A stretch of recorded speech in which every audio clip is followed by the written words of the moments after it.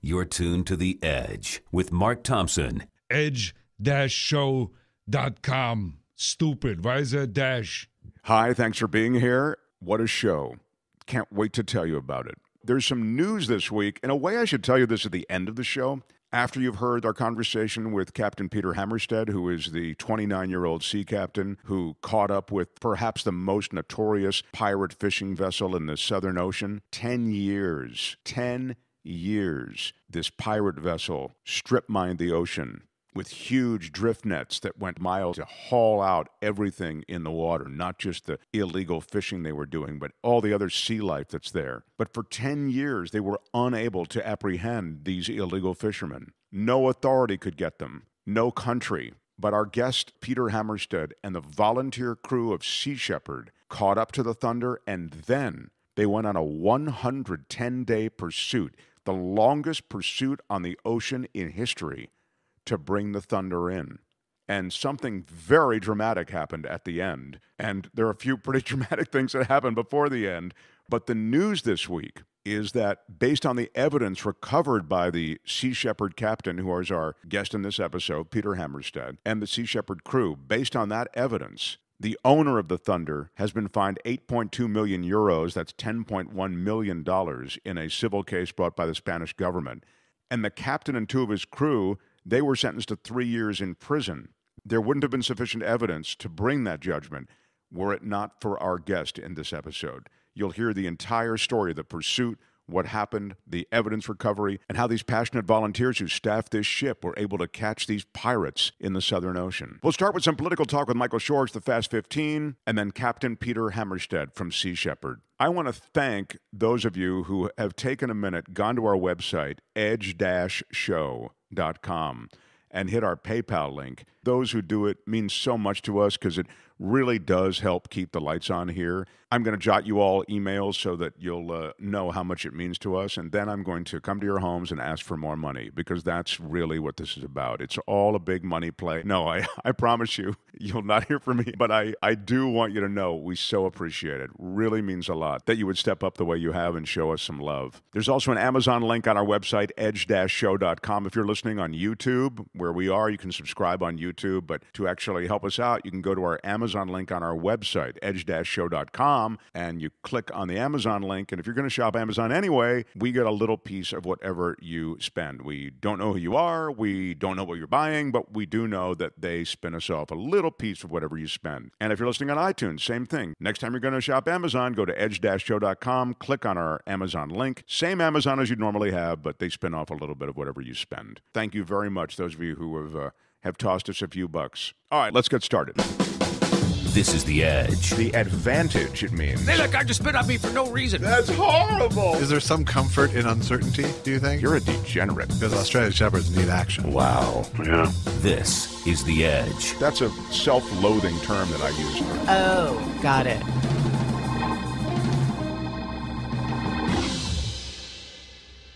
Edge-show.com. Edge-show.com. This is The Edge. Time for the Fast 15, politics and more. Here's Michael Shore, everyone. Hey, how are you? All right.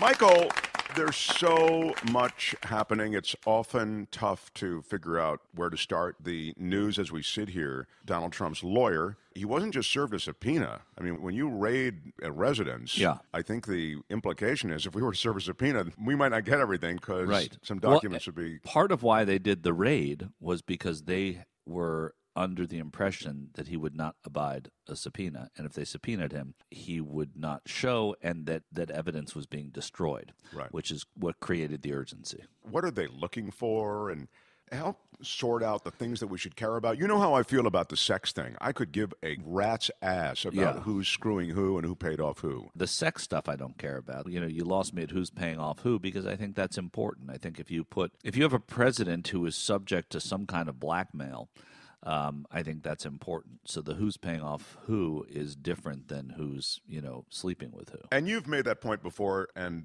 I accept that point that you don't, if the president's paying people off and where that money's coming from and all the rest does matter. And who the president's paying off. Sure, and who the president's paying off. I guess what I'm saying when I say I don't give a rat's is when Trump, the private citizen, was paying people off, women that he'd knocked up, women that he'd had sex with, he was playing around on his wife. Well, I'm not a fan of that behavior. I don't think that rises to the level of concern as a citizen. You're a private citizen when you're a candidate for the presidency, and if this payoff happened in 2016, you're not a private citizen anymore. You're taking public funds to run an election. You're taking public funds for your security detail and your transport, et cetera. So I think that there's a little bit of a difference there. And the other thing is, where's this money coming from? If nobody knows where Michael Cohen came up with $130,000 to start with, we'll get to Elliot Brody later, but let's talk about the $130,000. What if it was a meeting that Michael Cohen attended in Prague that he said he didn't attend? And I'm not alleging that this happened. These are things that people are looking at. But in the hypothetical, what if he went to Prague and somebody handed him an envelope with $130,000? A Russian handed him an envelope with $130,000 in it that he then went and gave to Stormy Daniels. Well, then it's more than just the president slept with a porn star.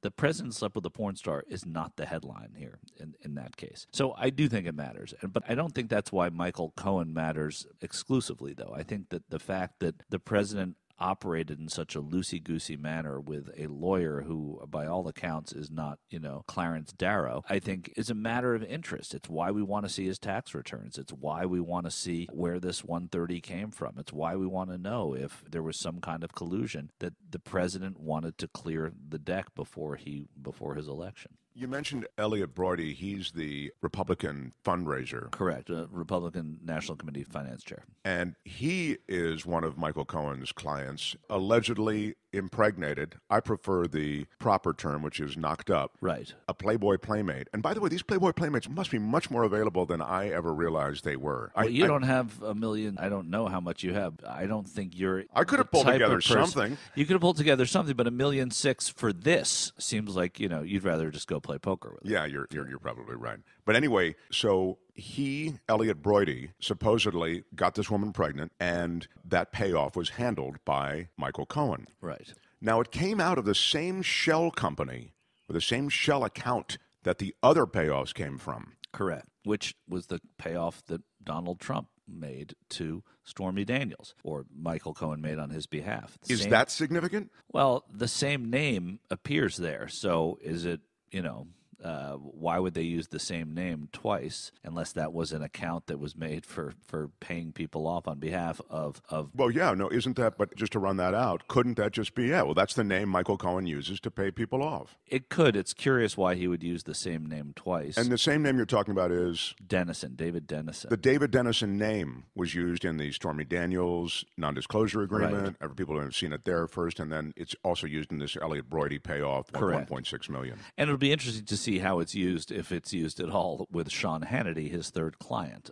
Now, how important is that? It's a totally different level of importance and sort of category of importance. As far as Sean Hannity, as far as Fox News and impeaching if you even need an impeachment of their credibility. But this really does. I mean, if Sean Hannity was a client of Michael Cohen's and was on the air every night, lambasting the FBI raid on Cohen, the degradation of Cohen, he did it consistently. And that is, beyond the pale as far as journalistic standards are concerned. And if it ends up being true, Fox News should fire him, even though he's their marquee guy at this point, because that's not journalism. He is not a journalist. That's advocacy. Well, isn't that what they would say? They're not going to fire him. Well, they don't have him on as an advocate, even though it's obviously, by default, it's implicit that Fox News is an advocacy network, not a news network. What do you mean they don't have him on as an advocate? He's the most opinionated guy on the network. In their eyes, in their mind, he's a journalist reporting, right? In his mind, he is as well. But he's out there talking about, he said, I voted for Donald Trump. He's not, a journalist doesn't say that on there. Exactly. my point is. Yeah. That's exactly my point. He's an advocate. I mean, Yeah. in other words, that's going to be their high ground here. It's going to go, look, Sean is one of our great communicators. He has a message to communicate every night, and he's not held by the same journalistic standards as the rest of the network. But they don't present him that way in other frames. Aswan Subsang, who is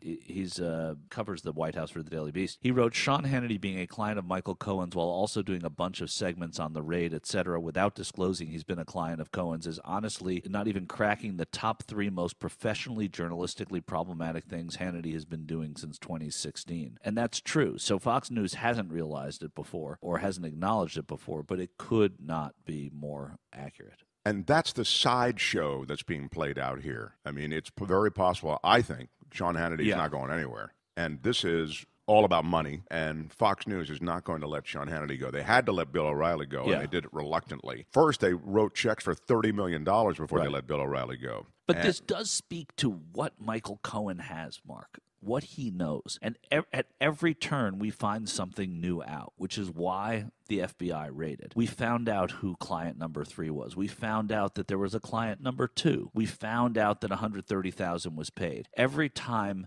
they dig a little deeper into Michael Cohen, they come out with something. Now, Michael Cohen's also someone who said he would take a bullet for the president. But, prosecutors, you see daughters turn on mothers and vice versa with prosecution. If he has something, which it seems he knows more than we know, then it's important. Michael Cohen has been under criminal investigation then for months, right? I mean, that has to be in the lead up to you getting a court order that allows you to bust into his office. Right, and it's not all related to Donald Trump either. He owned a share in a taxi company in New York. He had Russian partners that they're looking into. There are reasons that they have for investigating Michael Cohen that go beyond just the Donald Trump association. It's also why the U.S. Attorney's Office in the Southern District of New York is taking this case, not just Robert Mueller, and it's not a federal case. And that brings me to the point about putting out that fire. There's just no way Trump can put out that fire now because it's in the state of New York. Right. And, the president can pardon someone for a federal crime, but not for a state crime. So if they go after him, and it may have been clever work by Robert Mueller referring it to New York, but if they go after him in this way, the president has no outreach and no power for that. I don't think Donald Trump colluded with the Russians in some way that he was aware of, because I don't think he's that clever. I mean, he may have been an unwitting party to collusion. I think the Trump family clearly reached out to Russians along the way. We know that. We know that Jared Kushner tried to open a back channel and actually suggested, isn't there a way we can communicate over at your embassy? And that would. We also know that Eric Trump met with Russians in Trump Tower. I'm not saying that didn't happen. What I'm trying to say is the president, Donald Trump, he's an egomaniacal, greedy man who is, I think, not deft enough, might be the way to put it, to collude with the Russians. Yeah, I don't necessarily agree. My tendency is to disagree, but I will say this. I'd like proof. He asked for Barack Obama's birth certificate to prove that he was born in the United States. He didn't accept it when it was shown. People have asked for Donald Trump's tax returns. He will not give his tax returns. If he has not proven that there was not collusion, he's relied on saying that there was not collusion as being enough. It isn't enough when it comes to Donald Trump. So you may be absolutely right, but neither my point or your point, and I don't really have a point. I'm just saying your point hasn't been proven yet. Yeah, your point is prove it. Prove it, exactly. So I'm with you. If they prove that he didn't collude, but I think that there was, that as far as I know now, he was very indebted to Russians. Russians were very interested for some reason in seeing his election, and I'm not giving him the benefit of the doubt. Please don't misunderstand me. I believe he is mobbed up to the hips with the Russians, with money laundering. I believe his family, I'm talking about Eric and Don Jr. potentially, members of that coterie of family members who were trying to get him elected, they met with Russians. I believe Donald Trump is full of deceit, but I just don't know that he is deft enough, again, to... He's not... if you are that mobbed up, that means, and I'm not accusing him of this, but that means you have the capability, the potential to say, here, relieve this debt for me. I'm going to be president. We'll work something out, invest in this because when I'm president, we're going to make sure we can build here. I may not win the presidency, but I promise you that I'm going to have more influence if you do this. So there's so many ways that he could have done that. So there's shades of collusion, deceit, whatever you want to call it. And he's involved. I mean, he's not a dummy in that regard. He says that he's hyper involved in things. So you can't just give him the pass of it could have happened around him, because that would be atypical of the way that Donald Trump operates. Look, a lot of his deals all over the world have been investigated and have been suspect at best. He had the largest fine in history, I think, for the Taj Mahal casino. Right. That was money laundering that was going on at his casino in Atlantic City. And they ripped the name off of a building in Panama City, Panama, because of the way that he conducts business. He's, as your grandmother, because she was probably like my grandmother, would say, he's not a good egg when it comes to that sort of a thing. All right, we'll finish up here, but I want to quickly touch on James Comey. He's on a book tour, so maybe you'll disabuse me of my notions on James Comey. I have a view of James Comey, which is complicated, right? Yeah. He did a lot of stuff before the election, and et cetera. Now here after the election, he seemed, at least initially, like an ethical compass in that Trump administration. Okay, now he's on this book tour, but he's not telling me anything I didn't know. You think I don't know that Donald Trump is unfit for office? Those of us who didn't vote for Donald Trump have always felt. And those who did vote for Donald Trump are saying, hey, you're wrong. He is fit. In fact, he's our guy. Well, there's something about being afar and being up close, right? And so, you can sit on your couch in the living room and watch him on television and say he's unfit for office. But when you have interactions with him that are quite intimate in the Oval Office, in rooms in the White House, and you get that person's assessment, I think I've learned a few things about James Comey. One is, I don't think he has a political agenda. I don't think he's somebody who came at this, even when it goes back to the things that may have disappointed me that he did and the timing of them during the election. I'm not obfuscating it, when he released the second batch of emails at a time when it really, really hurt the Clinton campaign.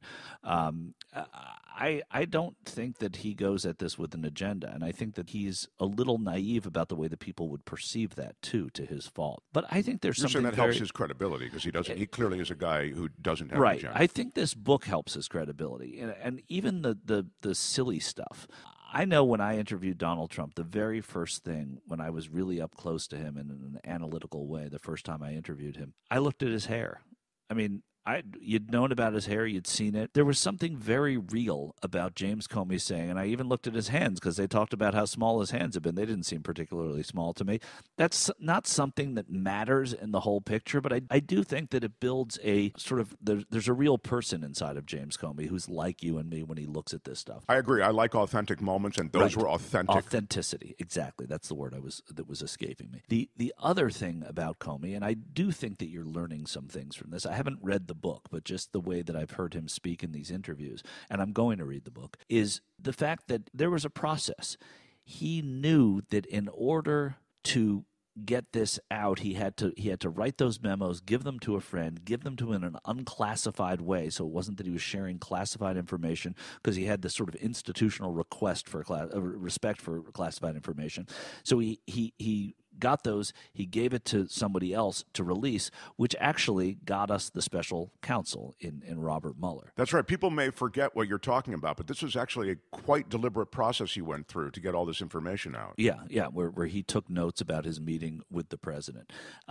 If you ask a man what his impression of the president is, and you're going to complain that the answer that he gives, that he's unfit, morally unfit for office, is an axe to grind kind of a message, don't ask him. That's his honest appraisal. I find his, if this is about his integrity versus Donald Trump's, I think so far James Comey wins. But, I haven't read the book, but I want to. I'm going to read the book as well, and by that I mean I'm going to load it onto my Kindle and fall asleep to it after about 12 seconds every night. So that's the way I read it. That's how you read, yeah. What else was there? Anything? I think we covered our bases. Yeah, it's a shame. I feel like I could talk to Michael Shore about most anything, but let's face it, the news is full of this stuff. So. It is, and we should remind everybody that if you need a break from it, the NHL playoffs have begun, and it's just my seasonal appeal to people to watch the greatest sport there is. You got a lot of compliments from the last show, and so that's nice. So you've been renewed for another week. Oh, great. That's great. Ladies and gentlemen, Michael Shore. Thank you all. Thank you. Oh, my God. You're too kind.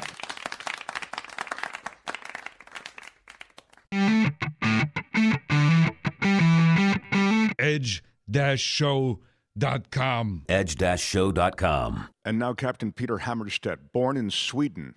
He's 29 years old, has been with Sea Shepherds for 10 years. He's crewed on 8 consecutive Antarctic whale defense campaigns, and he's the captain of the Bob Barker. By the way, in the last Antarctic whale defense campaign he was on, under Peter's command, they were rammed several times by a Japanese whaling ship called the Nishan Maru. And during that mission, Peter and the crew successfully prevented the whaler from refueling, and the campaign succeeded in preventing the slaughter of 932 whales. So Peter's story continues to be one of success, but his tale today is all about one particular mission, and it's fascinating.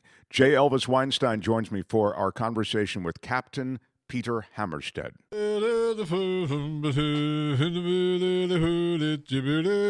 I think we should ask the captain something right out of the chute about the wreck of the Edmund Fitzgerald. I think we should. I think that'll give us the credibility we need to push forward. That way he'll know this is a serious interview, and we're not gonna mess around. We did our homework. You have the steam whistle sound effect ready to go too, right? Captain, we know technically you weren't on duty that night, but I wondered if you've reflected on the wreck of the Edmund Fitzgerald. Fellows, it's been good to know you. Before the captain gets here, I want to tell all of our dear audience that Josh has posted a chunk of stand-up that's associated with his battle with cancer. My successful battle with cancer. And I'll take issue with the phraseology battle in the actual bit itself. So. Okay. But look for J. Elvis Weinstein, the cancer chunk. So you didn't waste a lot of time, like with meetings as to what to call it. No, not a lot of pushback from the suits. And I also want to mention everybody, because I have mentioned on episodes, even those that you do not appear on, and those to me are those episodes. Are the cherished episodes. I was going to go the other way, but yeah, those are my favorites. That you have a movie, which everyone should see. It's a documentary film. I do. It's called I Need You to Kill. It's about stand-up comedy in Asia, the scenes that are growing up over there, as well as a tour by American comedians like Tom Segura, very funny Netflix star, Chad Daniels, Pete Lee. So please check it out. All right, listen, everybody at ease until the captain gets here. Toot, toot. Captain on the bridge, Josh. Yeah. Peter Hammarstedt from Sea Shepherd, welcome. Do they still use the thing that Josh just did? Well, for one, we don't whistle on the bridge. That's absolute bad luck. Oh, is that right? True? Sure. Anybody whistling on my bridge would be thrown off immediately. The thing is, if you whistle at sea, Thor whistles back. You call in a storm. Wow. Oh, wow. So it's a cardinal sin. Okay. Wow. But can you blow a whistle? Yeah, you can blow a whistle. Okay, of course you can blow a whistle. That's what I was emulating. Yeah, but that's like a hailing thing on. It's from Star Trek. Star Trek, yeah. Right? But it's obviously not found in any kind of, which oddly is everything on Star Trek. Not Note found to in self: anything. don't whistle on ship. Yeah, one of the highest profile situations you guys found yourselves in was against this poaching vessel, the Thunder. It was, I believe, the longest chase of a vessel in modern history. Even in ancient history. This is a vessel that we chased for 110 days, covering 3 oceans and 10,000 miles. Now, first of all, why were you chasing them? Well, the Thunder was a vessel that was wanted by Interpol. They'd been purple listed by Interpol for 2 years. They'd been blacklisted for 10 years for poaching fish in the Antarctic. This was a vessel that had been spoken about at numerous conferences around the world, was wanted by law enforcement in many different countries, but had not been seen. For years. It would change its name, its flag, its registry constantly. There's a lot of that, right? In the poaching world, that's what they're constantly doing, is changing their look so that they can get away with more and more. Changing their name on every single fishing trip. The Thunder had what we refer to as James Bond license plates. They would enter port with one name, they would leave under a different name. Wow. And what do these poaching vessels do? They're talking about illegal fishing, I would think, primarily. The Thunder made a profit of about $60 million in its 10-year poaching career down in the Antarctic. They were targeting Antarctic and Patagonian toothfish, which is basically white gold as far as fish is concerned. Their stage name is the Chilean sea bass, right? Right. And Josh is right. Yes, and that's what we know them as. Right. In fancy restaurants all over the world, including here in Los Angeles, Patagonian toothfish is sold as Chilean sea bass, which is a more appetizing name for a customer, despite the fact that these fish are not from Chile. They're not even a bass. They're the deepest dwelling fish in the world, and they're found at the edge of the world down in the Antarctic. And so they're also, I assume they're using the kind of fishing methods that just wipe clean too. They take the nets that catch all. Not only was the Thunder fishing without a license down in the Antarctic, but they were fishing with prohibited fishing gear. They were fishing with deep-set gill nets. And every single day, this vessel was putting out about 200 miles of deep-set gill net. And gill nets are basically invisible curtains of death. They catch anything that fishes into them. It's a very non-selective method of fishing. Yeah, they're strip mining the ocean, in effect. They're just taking everything. So you end up getting the sea bass that you're talking about, and you get, turtles and the bycatch, as they call it, the stuff that they weren't really going for, but it's just caught up in the net. Well, down in the Antarctic, it's different crab species. They're also destroying deep-sea corals, which are incredibly rare. Around the world, though, outside of the Antarctic, bycatch is a major problem, especially as it concerns marine mammals. And it's believed that 300,000 whales and dolphins are killed every single year because of unintentional catch, because they're caught in these nets as bycatch. And what happens to them, the ones that are the extras in this case, the ones that are just, they get caught in this curtain of death, as you say, and they get just thrown up on deck or thrown, what happens? These animals are collateral damage, and they die despite the fact that they were not the target fish in this particular fishery. And it's an absurd type of fishing. I usually equate it to somebody is hunting deer on land, and their method of hunting deer is to basically take this enormous net and just run through the forest with it and sweep up everything in its path, rabbits and mice and everything else, while trying to catch deer. So you identify this ship. Where is it exactly on the globe as you look at the globe? We found the Thunder in what we refer to as the Shadowlands of the Southern Ocean, an area that is so remote that it's rarely visited by any law enforcement, by any surveillance flights or ships. This area was literally 2 weeks sailing from the nearest port. There is no area of water more remote than the place we found the Thunder in. And why did you go there? Did you know or think that they might be there or something might be going on there? I decided to look in an area that I knew there was no legal fishing happening because it was so remote. It was too far away for these legal fishing vessels to go. And so it was really patrolling by exclusion. I knew that the Thunder wouldn't be fishing near any legal fishing vessels because they would report their location to law enforcement. And so I went to the most remote area of the world to try to find them. That's interesting because the legal fishing people also don't want the illegal fishing people out there. It seems obvious now, but I really didn't think of it until you just said it. Right. They have to hide from everybody. Yeah. There is a legal tooth fishery, and when the poaching was at its peak down in the Antarctic, 1 out of every 3 fish caught in the Antarctic was caught through illegal fishing, caught by these poachers. The Thunder was a part of a poaching fleet of 6 vessels called the Bandit Six, and this was a fleet of 6 vessels that had been poaching for over a decade. I'm sorry, go ahead, Josh. Okay, so I'm curious about first of all, I guess, let's start at the beginning of the search. What technology are you using to actually search out this vessel? We're using very limited technology. We're using the radar equipment that we have on board of our ship, and then we're using the vigilant eyes of our volunteers who are scanning the horizon every single day to look for any type of activity. There's satellite imagery that's available, but it's cost prohibitive for a volunteer, a non-governmental organization like us. So we're really relying on our gut. And I'm looking at the depths of the Antarctic there to look at where are the areas where the fish are. Those are the areas where the poachers are going to be. So I had to start thinking like a fisherman. And so when you get a contact on radar, you then have to go visually. You go, okay, there's a boat there. I'm going to go get an eye on it and see if it's what it is. Well, the radar screen, you can imagine, is just bespeckled with possible targets. We're in Antarctica, so there's icebergs in every direction. The radar screen looks like a pepperoni pizza or a vegan pepperoni pizza, as I would eat. But any one of these targets could be a ship. 99.9% of them are going to be icebergs. And so we're looking at the radar screen, seeing if any of these targets are going to start moving. That means it has to be a ship. That means we have to head straight for them as quick as we can to visually identify what that vessel is. Yeah, the landscape, I've seen the video. The landscape is just filled with ice. I mean, I don't even know how you guys... It's a seascape, by the way. You're right. Thank you. Now you can see why I hate Josh.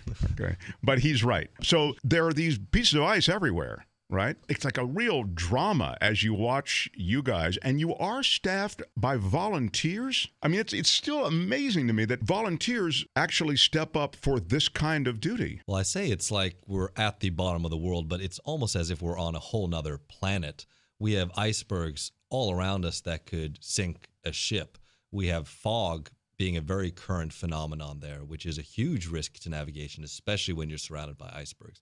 And then we have the passion of our volunteers. Our volunteers is actually, that's what puts us ahead of the poachers, because they are going to go up in the crow's nest, the highest point of the ship, braving the winds, braving the colds, scanning the horizon, at risk to their own health because they feel so passionate. Right. They wouldn't do it for salary. They wouldn't do it for salary because the reality is that the governments weren't doing it for salaries. These vessels had been poaching for over 10 years because nobody was taking on this job. You needed passionate volunteers to take on this job. Government action wasn't going to stop this ship.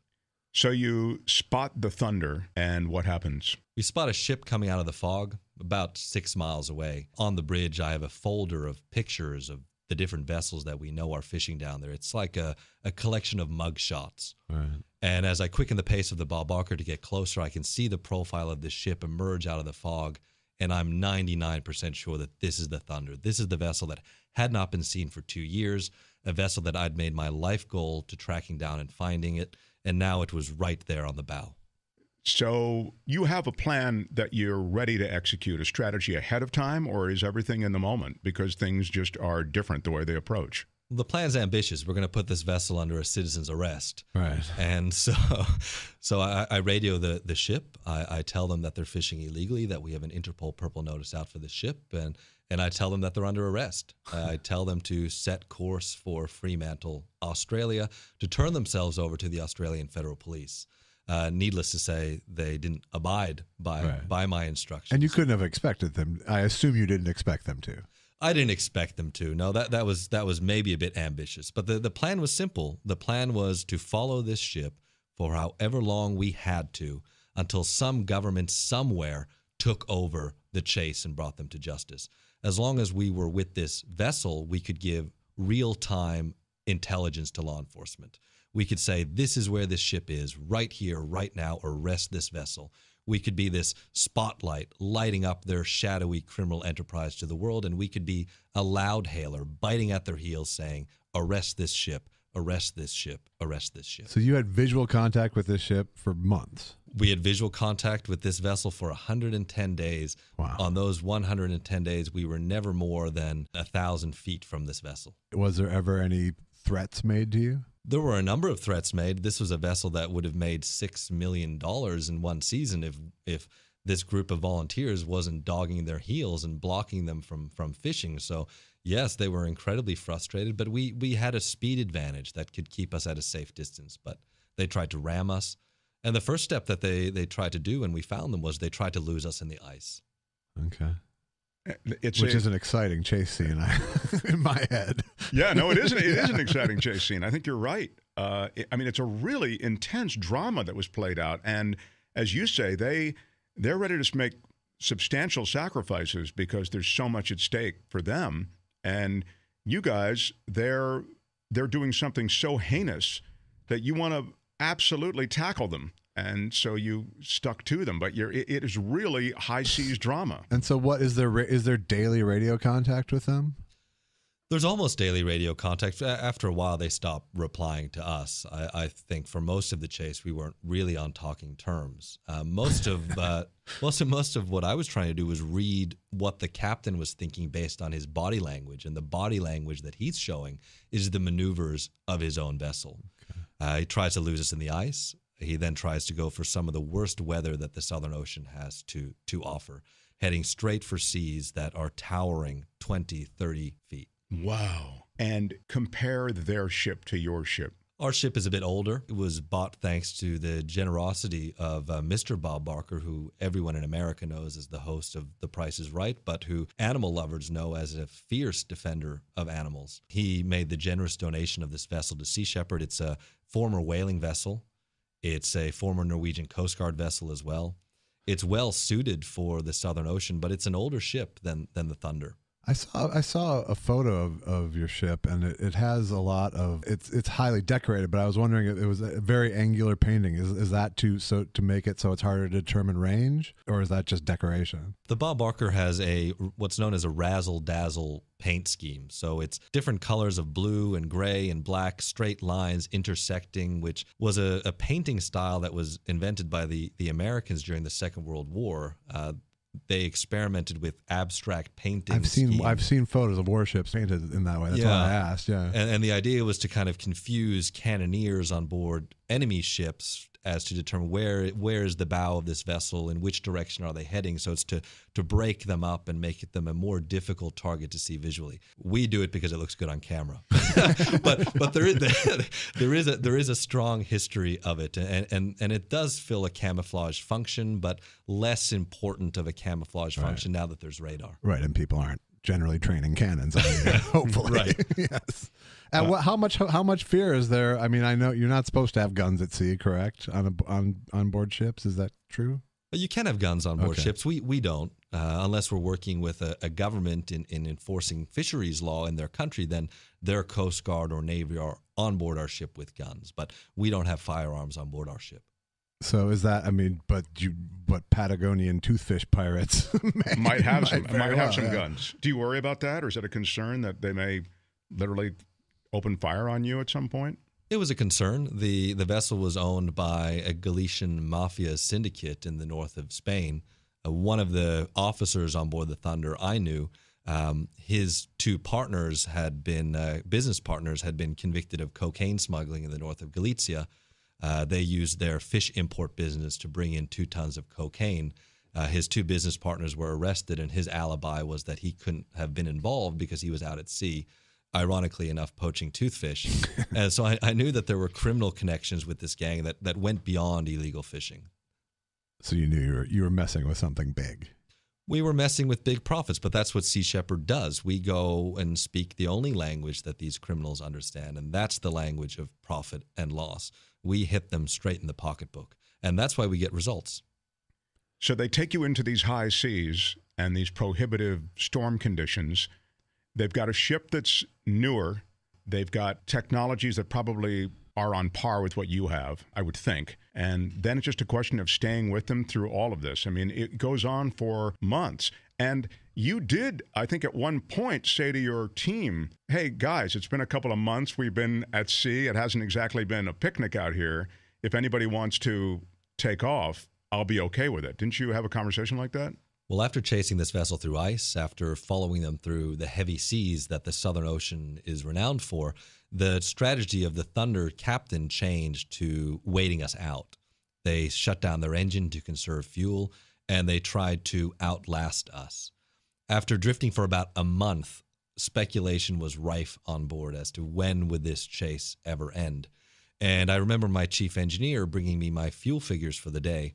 We had about 370,000 liters of fuel on board. We were burning about 500 liters a day. And the math then is quite easy. We could potentially be out at sea for over 2 years. I went down to my chief cook and I asked her, Priya, do we have enough food to stay out at sea for 2 years? And she replied that we had enough rice, we had enough beans to survive at sea for over 2 years. When I got my crew together and gave them the opportunity to transfer onto another Sea Shepherd ship that was heading back to port, out of 30 crew, 26 people decided to remain amidst that uncertainty, knowing that they could be at sea for 2 years. And so it's the Sam Simon is out there in the same region as you at the same time? While we're chasing the Thunder, the Sam Simon, also purchased thanks to the generous donation of Mr. Sam Simon, the late Mr. Sam Simon, one of the co-founders of The Simpsons, was pulling up the illegal gill net that was abandoned by the Thunder. They worked for 3.5 weeks, pulling up 72 kilometers, so 50 miles of this fishing net. Wow. So when they cut and ran, they literally cut and ran. They left this net back there. And that's also what I think is noteworthy about this story, which is that Sea Shepherd was concerned not with just the chase. It's not just a cat and mouse game on the high seas, but you knew how destructive this net is. You can't just leave it out there. And so that's what the other crew in the Sam Simon was doing, was trying to handle that situation. It was a humanitarian disaster, in effect, as it just floated there. This was a ghost net, so this net was going to keep on killing marine wildlife until somebody took it out of the water. 50 miles of net that will go on killing forever until someone pulls it up. The net was also critical evidence. We didn't catch them putting the net out. This net was found about a mile away from them. So we needed the net as physical evidence to connect the Thunder to the scene of the crime. So the net needed to be pulled up to save marine wildlife. It also needed to be pulled up to be critical evidence against the Thunder in a court case so that we could bring them to justice and end their poaching once and for all. So back to the Thunder. Now you've checked with your crew, all of whom pretty much are staying, and you're now to float off with the Thunder. I mean, you're floating there, the Thunder is floating there. Then what happens? About 50 days into the chase, we're watching the Super Bowl. It took us about 3 days to download the Super Bowl through our slow satellite connection. And it was that incredible Seahawks game where everything is played off in those last kind of 3 minutes of the last bit of the game. And 4 minutes before the game is over, I receive news from the bridge that the Thunder is starting to fish again. So we have to pause the Super Bowl. I rush up to the bridge, and lo and behold, the Thunder has put on their fishing lights. Their stern trawl door is open, and they're putting out a net. And we're seeing them fish for the first time in 50 days. Wow. So, again, it's time to spring into some kind of action. We need to make it clear that this isn't going to be tolerated, that if they try to fish, we will stop them. This is a crime taking place right before our eyes, and therefore we have a legal and moral obligation to stop it from taking place. I bring the Bob Barker in behind the Thunder. My crew on the bow use grappling hooks to fish up the buoys that mark one end of that net.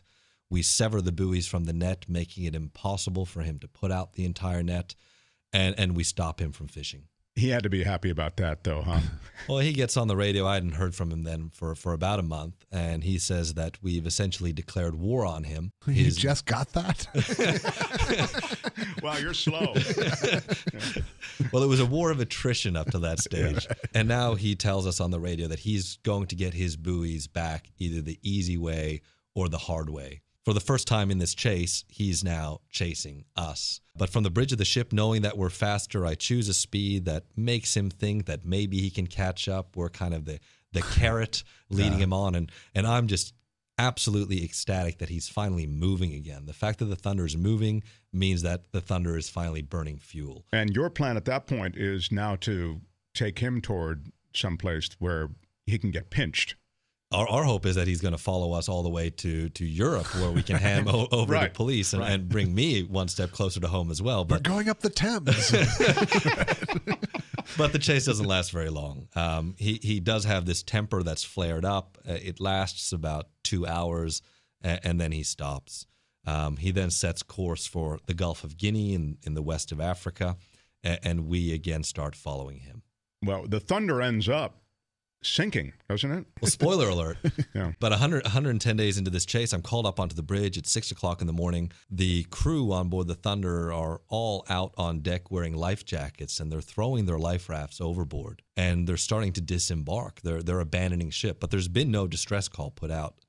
I radio the Thunder and ask what's happening, and it's almost as if the captain forgot an important step of his plan in sinking his own ship that morning, which was to actually put out a mayday, a distress call asking for help. Oh, yeah. He says, that's right. Mayday, mayday, mayday. I'm sinking. I require immediate assistance. Can you help? But to review, you don't see him sinking right away, right? You just see everybody on deck with these life vests. Is that right? Or do you notice that the ship is? We noticed about 2 days earlier that they started doing this massive burn on the aft deck.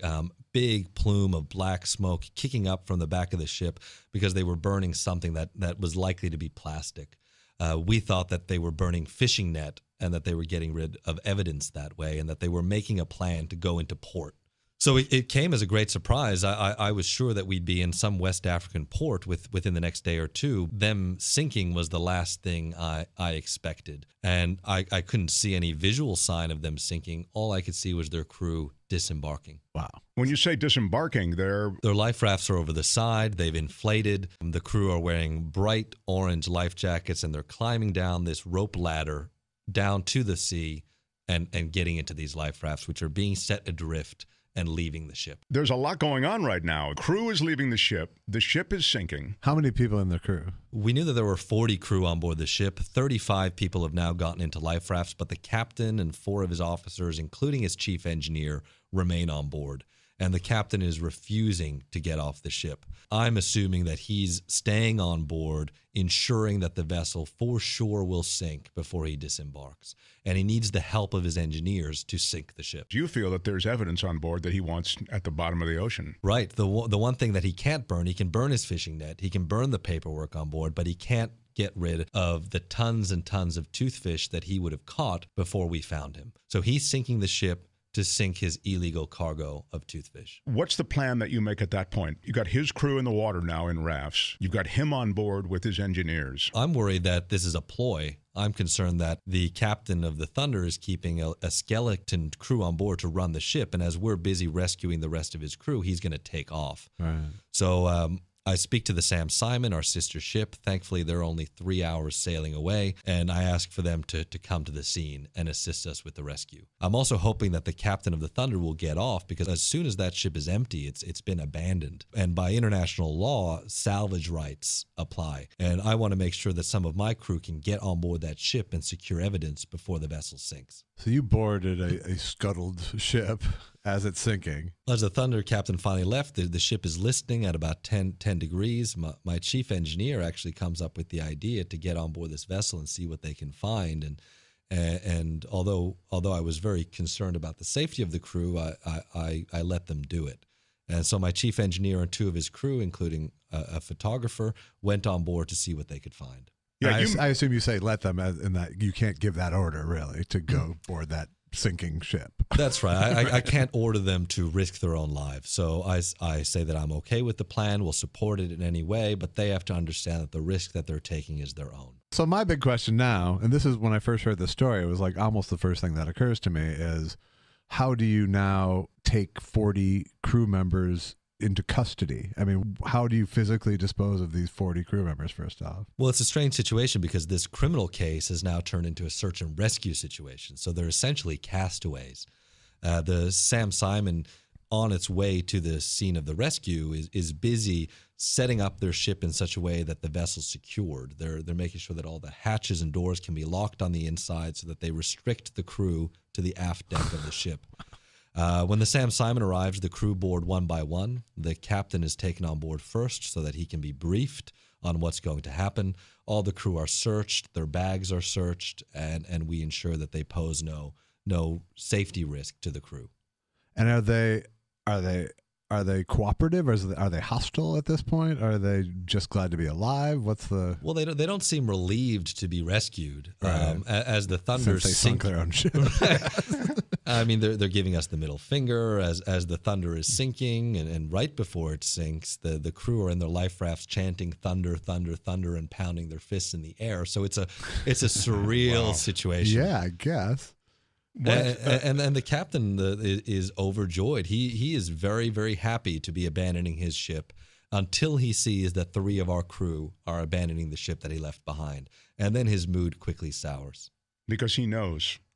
Because he knows that he couldn't possibly have gotten rid of everything. And he may be getting rid of his 30 ton of toothfish, but what he didn't get rid of are the computer hard drives, the mobile phones that he's left on the bridge that my crew are about to take into custody. Nice. Do they photograph as well the 30 tons of fish and that kind of thing? Or the time is so limited. You say they've got to get those items that you mentioned, because that has a great enduring record of what they got and what their plans were to get more. But do they then, say, let's go get pictures of whatever? Or is it, that has to be pretty frantic as well, I guess is what I'm getting at. They're all wearing body cams, so they're filming everything that's happening. After securing evidence from the bridge, they go down into the hold of the ship. They're looking for the engine room to see if there's maybe anything that they can do to save the ship from sinking. that's not possible. What they notice is that all of the doors and hatches inside the ship are either latched open or tied open. And that's a very strange situation. As the captain of the vessel, he should be closing doors and hatches to maintain buoyancy. Right. What he's done now is ensure that water can move from one part of the ship to another, flooding different compartments. So it's been prepped to blow, basically. The crew then get into the fish hold. They find a toothfish and even bring a toothfish out of the hold. And as we turn this evidence over to Interpol much later, that's the one thing that Interpol really struggled with taking custody over, was this big frozen toothfish that we'd taken custody of. Was it, how big a breach was there in the hull? Did you know? Did they ever see the hull, the actual hole in the hull? Well, we could never get into the engine room, so that's not something we were able to see. Gotcha. We were able to see a lot of the hull when the vessel sank, and it was clear that they didn't run into anything. There was no collision. So they must have opened up a segment of the ship that's already open to the sea. Okay. Ships have to bring in seawater into the ships for many different reasons, including cooling their engines. So what they probably did was opened up one of those cooling pipes and let water get into the ship that way. It's so impeccably documented. Everything that you do has to be documented, as you say, with video. And there are videos of a lot of the encounters that you guys have had on the Sea Shepherd website and also on YouTube. You can YouTube a lot of these confrontations that you've had. It's one of the reasons it was so strange that the Thunder captain would sink his own ship in front of us, because he knew we had cameras. He knew we were making a television show for Animal Planet, and he's still willing to do it right in front of us. So it shows how audacious these poachers can be. And in fact, we struggled for a long time to find out who the owner of the Thunder was, until several months later an insurance investigator got in touch with me, because the owner had made an insurance claim for loss of the vessel. That shows how arrogant they are. So this insurance investigator gets in touch with me and asks me if I'd ever heard of the Thunder. I said, yeah, no, I've got a pretty good idea. I got a story I can tell you. Yeah. I want to get closure on the whole prisoners thing. So you have 40 people cordoned off. This is now on the Sam Simon, right? And they just head to nearest port with them, essentially. Right. So the Sam Simon sets course for the small West African island state of Sao Tome and Principe. We get in touch with the Sao Tome Coast Guard there, and so they take over custody of the crew. Wow. What happens to these guys? Both these specific guys and just these people who are associated with illegal fishing and poaching generally? Well, generally not much happens to them, and that's because too often illegal fishing is seen as an administrative thing, like, you fished without a license, so we're going to give you a fine and you can keep going. What isn't measured is the cost of illegal fishing to the livelihoods of local traditional fishermen in some of the world's poorest countries whose main way of making their living and feeding their families is stolen from them. The damage they're doing to ecosystems where they're able to wipe out species, wipe out fisheries, that isn't measured. So for me, illegal fishing is not an administrative thing. It's a very serious crime. And thankfully, the international community is looking more and more at illegal fishing as transnational organized crime. So in the case of the Thunder, the captain and his two engineers were actually convicted in a court in Sao Tome. I had to testify in their court case. They were given 3 years in prison, and they were fined almost $20 million. Wow. That was a decent verdict at the end of all of that. A decent outcome. It was, absolutely. I don't think it endeared me anymore to the captain of the Thunder, who he wasn't able to shake us for 110 days, and then he had to spend 3 years imprisonment after that. More than once he uttered, "Damn you, Bob Barker!" That has to be one of your most satisfying experiences as a Sea Shepherd captain, right? It's incredibly satisfying. Here was a ship that had been poaching for 10 years. No government could stop them. So a group of compassionate, passionate volunteers went down to the bottom of the world to do what the governments could not do, which was to find this ship. Nobody believed we could find them. To chase them for 110 days. Nobody thought we would outlast them. And to finally see not just the ship put out of action, but to see the crew brought to justice. That vessel is no longer poaching. That's an unimaginable amount of Patagonian and Antarctic toothfish that are swimming free right now because we intervened. And the thing that's happening on the oceans is something that's quite logically predictable, but by the same token, as you say, so many people have a financial interest in fishing, illegal and legal, that I guess they lose sight of it, or the financial reward is so great that it becomes a backseat item. And that is that the ecosystem itself, as you say, is thrown off. Fish go extinct. The regeneration of new fish is essentially interrupted so dramatically and so completely by these gill nets that there can be no regeneration. It's the end of fish in the ocean. Right? There's about 50% the amount of fish in the world's oceans today as there was 30 years ago. And it's believed that if current fishing trends continue, and that's legal and illegal, then by 2048, all the world's major fisheries will collapse. Or around that same time, there will be more plastic in the world's oceans than fish. 2/3 out of the world's fisheries are fully exploited. Another 26% are overexploited, which means that just 10% of the world's fisheries are actually healthy. And that's a very, very frightening prospect. There are multiple branches of Sea Shepherd, aren't there? Because I see Sea Shepherd South Africa. Are they all linked? They're clearly linked by name, but I mean, are you guys all, do you talk to each other? Do you have meetings? Is there a conference call? Or how does that work? Captain Paul Watson started Sea Shepherd in 1977, over 40 years ago, and he started it as an organization. And under his leadership, Sea Shepherd grew from an organization to a movement. And so there are Sea Shepherd offices all around the world. They focus on different projects, but the mission statement is the same. The mission statement is to uphold international conservation law when governments either lack the political will or the economic means, or sometimes even the jurisdiction to do so. And what unites Sea Shepherd volunteers all around the world is that they've simply had enough of government inaction. They don't believe and entrust government to solve all of our problems. And if you look at history, throughout human history, then social and political change is always driven by passionate individuals. Very rarely government. Government always jumps on last minute to take credit for what passionate people pioneered. And were you a sea captain before you joined Sea Shepherd, or did you learn to captain to do this? I joined Sea Shepherd when I was 18 years old, so I learned with my time on Sea Shepherd, and I learned an incredible amount from Captain Paul Watson, who really does represent that an individual really can make a difference. And a lot of people come to Sea Shepherd, they find strength in their ability to make change because the change is so tangible, the results are so direct, that they go on to start other organizations and other groups. In fact, the PETA, the People for the Ethical Treatment of Animals, and an 18-year-old kid named Alex Pacheco went on a Sea Shepherd mission, and then together with a woman named Ingrid Newkirk started PETA.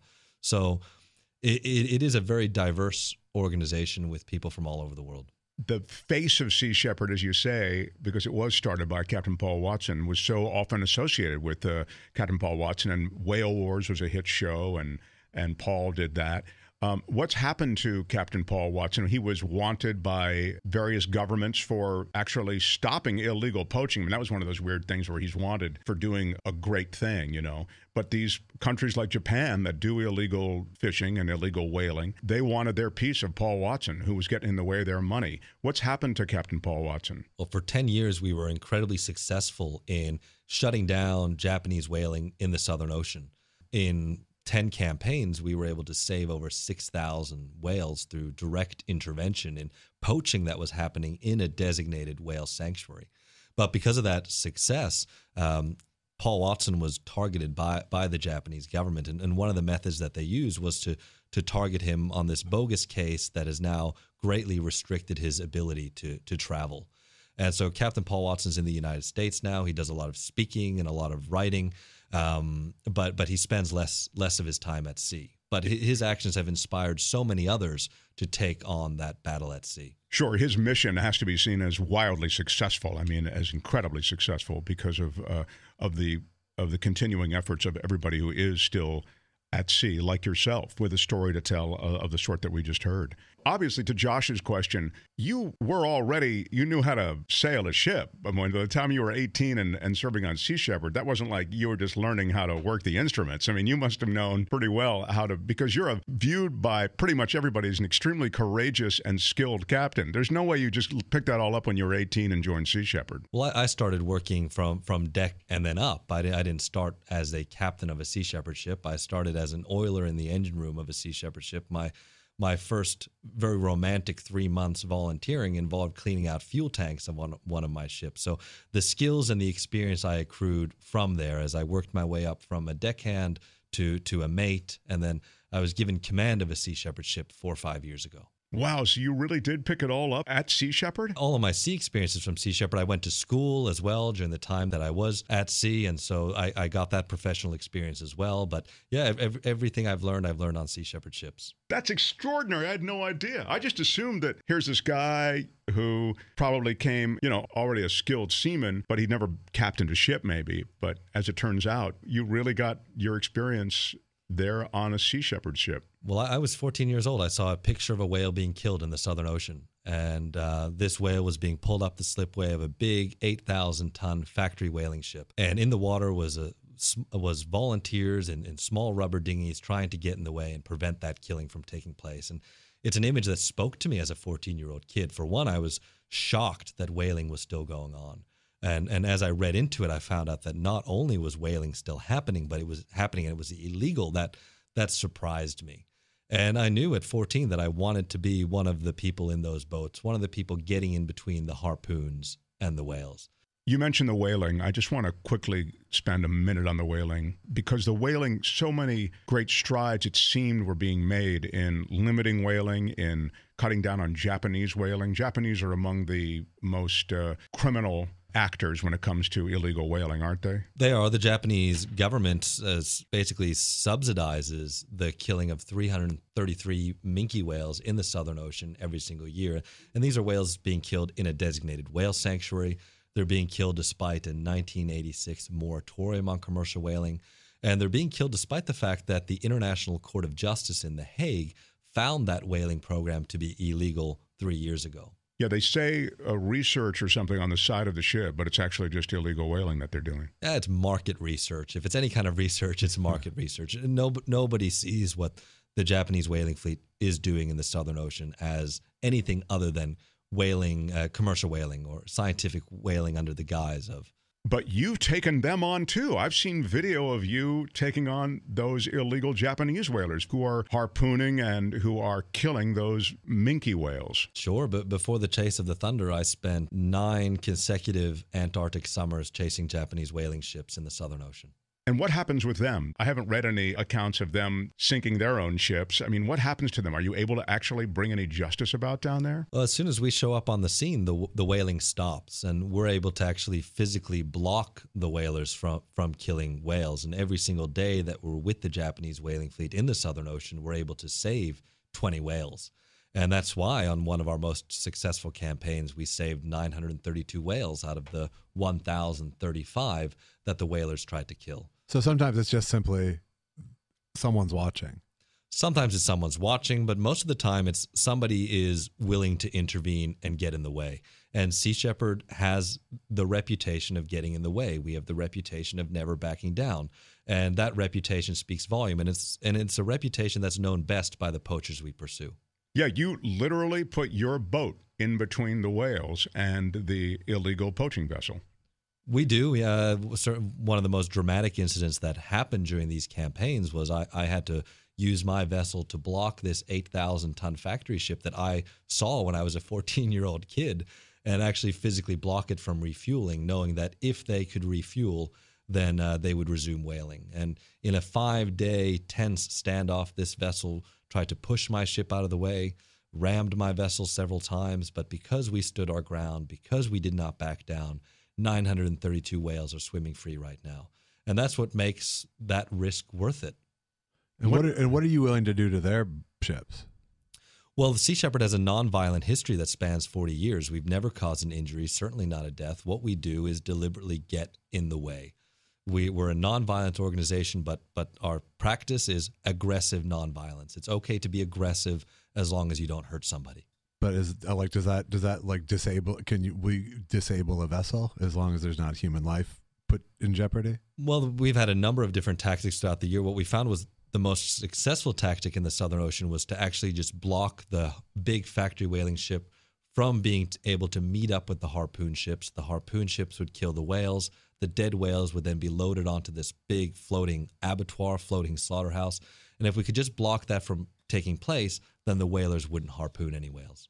What a great moment that has to be. You actually see the ship, this killing machine that inspired you to get out there and prevent these killing machines from doing what they're doing. You actually see the very ship that inspired you to get involved in this movement. That had to be an amazing feeling. The more amazing feeling is seeing all of these whales breaching around us and knowing that these whales are safe because we're there, that as shepherds of the sea, we're keeping our flock safe. And that's why I've stayed with Sea Shepherd for 15 years. There's so many different groups out there doing conservation work, but so many of those groups, they measure their success by the number of glossy reports they put out every year. We don't put out any. They measure their success by their membership. We have a very small but very dedicated membership. We measure our success by lives saved, criminal operations shut down. That's something that's very quantifiable for me. That allows me to sleep at night, and that inspires me to continue. There's going to be a click-through to your website on our website, and if you're listening on iTunes, there'll be the click-through there also. So we'll put your website everywhere we can on all our platforms, on YouTube, everywhere the show appears. But it is seashepherd.org, I think, right? There's seashepherd.org here in the United States. If it's American listeners, if they're overseas, we have seashepherdglobal.org. But we encourage everybody to get on board and either donate funds, volunteer, and 80% of our crew are volunteers. So the opportunity that I had as a 14-year-old kid moved by this site to then go on board a ship 4 years later, that's something that's available to anybody who is tired of just sitting on their couch and expecting governments to solve all of the world's problems. People who recognize that if we want to see change in the world, our own personal involvement is necessary. We're happy to podcast about people like you. Well, that's what's great about Sea Shepherd is everybody volunteers what they can. And to win this fight to save our oceans, yes, we need the crews on our ships, but we need lawyers. We need musicians like the artists who support Sea Shepherd and then are able to speak to their base and get them involved. And we need people on the media, and that's everyone from TV to radio to get the news out, to put ocean issues in focus. And that's what you're doing here today by having me on the show. So thank you. Captain Peter Hammarstedt, congratulations on all the victories and many more, I hope, in the future. Thank you so much for having me on the show. Thanks for coming. For more information on Sea Shepherd, to see the remarkable work that they do, all the different campaigns that are working across the globe, they have a website. It's seashepherd.org. You can also click through on our website. We have them posted in this episode, edge-show.com. Just go into the episode description and you'll see a click-through for Sea Shepherd. Thanks again to Peter Hammarstedt for a real sense of what the good guys are up against on the open ocean. And thanks to you for being here. Until next time, bye-bye. If you enjoy listening to The Edge, support them by subscribing to The Edge on iTunes, Stitcher, and you can listen through the iHeartRadio app. Get busy listening. Get more of The Edge on Stitcher and iTunes, or go to our website, edge-show.com.